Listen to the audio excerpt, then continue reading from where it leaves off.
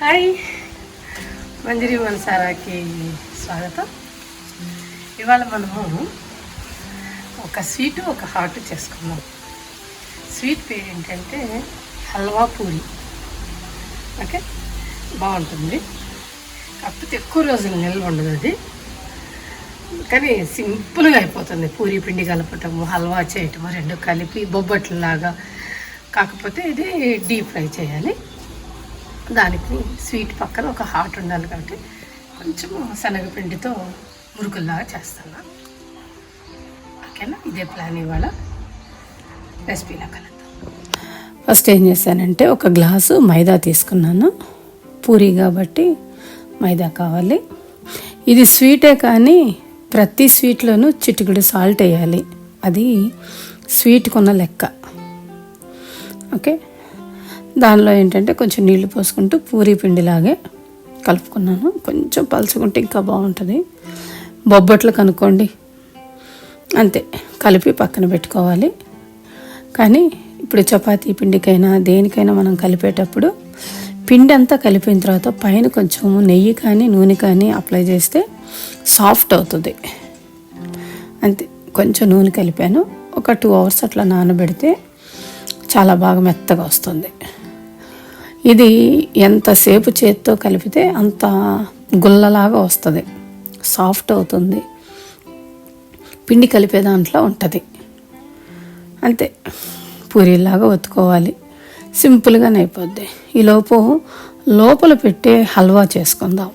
రెగ్యులర్గా చేసే హల్వానే, పెద్ద స్పెషల్ ఏం లేదు ఇందులో. కొంచెం ఒక స్పూను నెయ్యి వేసి నెయ్యిలో రవ్వ వేగించి పక్కన పెట్టుకొని 1కి 2 వేయాలి నీళ్ళు, ఎక్కువ అక్కర్లేదు. ఆ వేగించిన రవ్వని కొంచెం నెయ్యిని వేస్తే ఆ నెయ్యి ఏం చేస్తుందంటే ముద్ద అవ్వకుండా, అది ఒక రకమైన సంకట్లాగా అవ్వకుండా కాపాడుతుంది.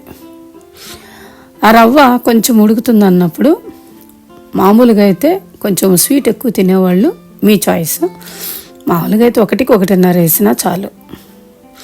అంతే, దాంట్లో కొంచెం ఇలాచీ పౌడర్ వేసి హల్వాలా చేసుకొని దాన్ని ముందుగానే ఉండల్లా తయారు చేసుకొని మనం బొబ్బట్లకి ఎట్లా చేస్తామో దీనికి ఏంటంటే పూరీని కర్రతో మొత్తము చేత్తోనే కొంచెం పిండిని వెడల్పుగా చేసుకొని మధ్యలో హల్వా పెట్టి కవర్ చేసుకొని ఆయిల్తోనే మళ్ళీ పక్కన పెట్టుకొని ఒత్తుకుంటూ పూరీలాగా చేసుకొని తీసి నూనెలో వేగించుకోవటమే.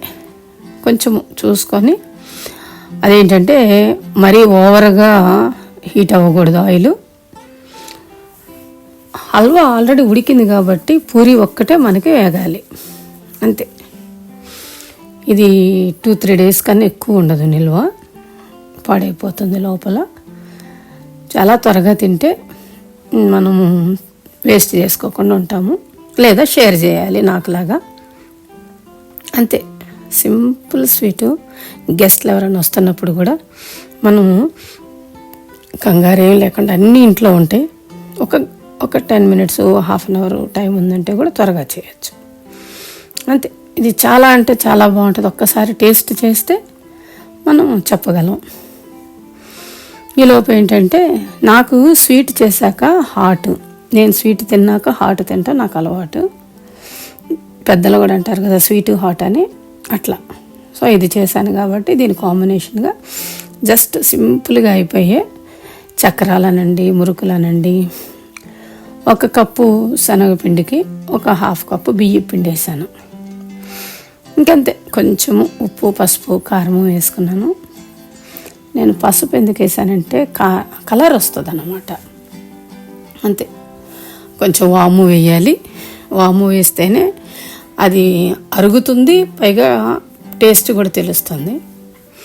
కొంచెం వేడిగా మరిగించుకున్న నూనె వేసాను. అది గుల్లగా వస్తుంది అన్నమాట, సాఫ్ట్గా కాకుండా. అంతే, దాంట్లో కొంచెం నీళ్లు చూసుకుంటా కలుపుకుంటా. మీ ఇష్టం, పల్చగా చేస్తే ఆయిల్ ఎక్కువ పట్టింది. ఇవన్నీ కామన్గా ఉండేవే, జస్ట్ ఓన్లీ నా వీడియోస్లో ఉండాలని పెట్టుకున్నా.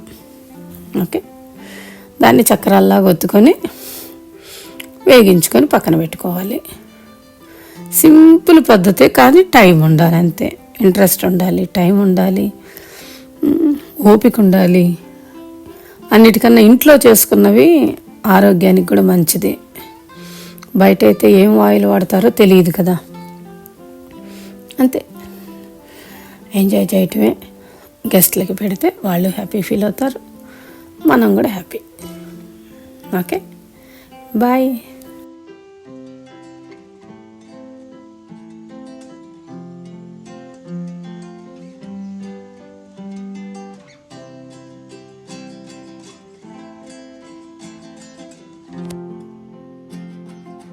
Now we're doing tasting time for 2 items today.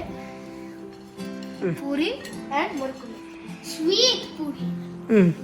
And here I have my friend okay, Vedan. So let's start. Let's see the dahi puri first.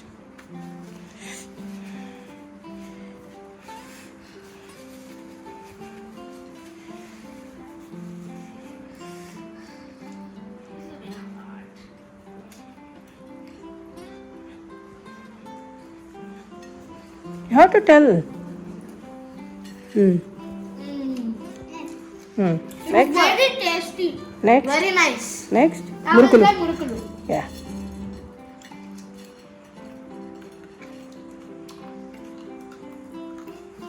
It's okay.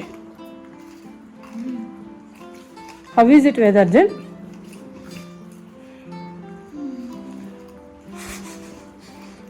This is Okay. also very tasty. Okay. Super. Thank you. Bye.